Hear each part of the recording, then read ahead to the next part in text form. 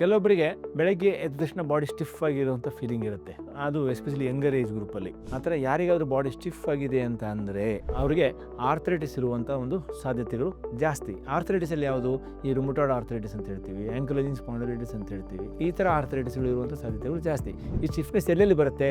ಬ್ಯಾಕಲ್ಲಿ ಇರುತ್ತೆ, ಶೋಲ್ಡ್ರಸು, ಕೈಗಳು ಬೆಳಗ್ಗೆ ಎದ್ದ ತಕ್ಷಣ ಸ್ಟಿಫ್ ಆಗಿರುತ್ತೆ, ಸ್ವಲ್ಪ ಹೊತ್ತಾಗ್ತಾ ಇದೆ ಸ್ವಲ್ಪ ಲೂಸ್ ಆಗ್ತಾ ಹೋಗುತ್ತೆ. ಮಂಡಿ, ಹಿಪ್ ಜಾಯಿಂಟ್ಸು, ಫುಟ್ಟು, ಆ್ಯಂಕಲ್ ಎಲ್ಲ ಕಡೆ ಎಫೆಕ್ಟ್ ಆಗ್ತಾ ಹೋಗುತ್ತೆ. ಈ ಥರ ಇದ್ದರೆ ನಾವು ಅದಕ್ಕೆ ವೈದ್ಯನ ಕಾಣಬೇಕು. ಕಾಣು ಅದಕ್ಕೆ ಎಷ್ಟು ಜಾಸ್ತಿ ಆರ್ಥರೈಟಿಸ್ ಅಫೆಕ್ಟ್ ಆಗ್ತಾ ಇದೆ ಅಂತ ನೋಡಿಕೊಂಡು ಅದಕ್ಕೆ ನಾವು ಮಾತ್ರೆ ಔಷಧಿನ ತಗೊಳ್ಳೋದು ಒಳ್ಳೆಯದು. ಈ ಥರ ಯಾರಿಗಾದ್ರು ಸ್ಟಿಫ್ನೆಸ್ ಇದೆ ಮತ್ತು ಅದ್ರ ಜೊತೆಗೆ ಊತ ಬಂದಿದೆ, ಜಾಯಿಂಟಲ್ಲಿ ಪೇನು ಬರ್ತಾ ಇದೆ ಅಂತಂದರೆ ನಾವು ನೆಗ್ಲೆಕ್ಟ್ ಮಾಡೋಕ್ಕೆ ಹೋಗಬಾರ್ದು. ನಮ್ಮ ಎಷ್ಟೋ ಜನ ನೆಗ್ಲೆಕ್ಟ್ ಮಾಡಿ ಏನಾಗುತ್ತೆ ಅಂದರೆ ಆ ಜಾಯಿಂಟ್ ಡ್ಯಾಮೇಜ್ ಆಗಿ ಹೋಗ್ಬಿಟ್ಟಿರುತ್ತೆ, ಆ ಸ್ಟೇಜಲ್ಲಿ ಬರ್ತಾರೆ. ಅವಾಗ ಬಂದಾಗ ಈ ನಮ್ಮ ಮಾತ್ರೆ ಔಷಧಿಯಿಂದ ಇದನ್ನು ಕ್ಯೂರ್ ಮಾಡೋಕ್ಕೆ ಚಾನ್ಸಸ್ ಕಡಿಮೆ ಆಗ್ತಾ ಹೋಗುತ್ತೆ. ಕಂಟ್ರೋಲ್ ಮಾಡ್ಬೋದು, ಕ್ಯೂರ್ ಮಾಡೋಕ್ಕಾಗಲ್ಲ. ಈ ಎಸ್ಪೆಷಲಿ ಆರ್ಥರೈಟಿಸ್ ಆಗಲಿ, ರುಮಟಾಯ್ಡ್ ಆರ್ಥರೈಟಿಸು, ಆಂಕಲೈನ್ ಸ್ಪಾಂಡಿಲೈಟಿಸ್ ಆರ್ಥರೈಟಿಸ್, ಈ ಥರ ಕಾಯಿಲೆಗಳನ್ನು ನಾವು ಯಾವುದೇ ಸ್ಟೇಜಲ್ಲಿ ಕ್ಯೂರ್ ಮಾಡೋಕ್ಕಾಗಲ್ಲ.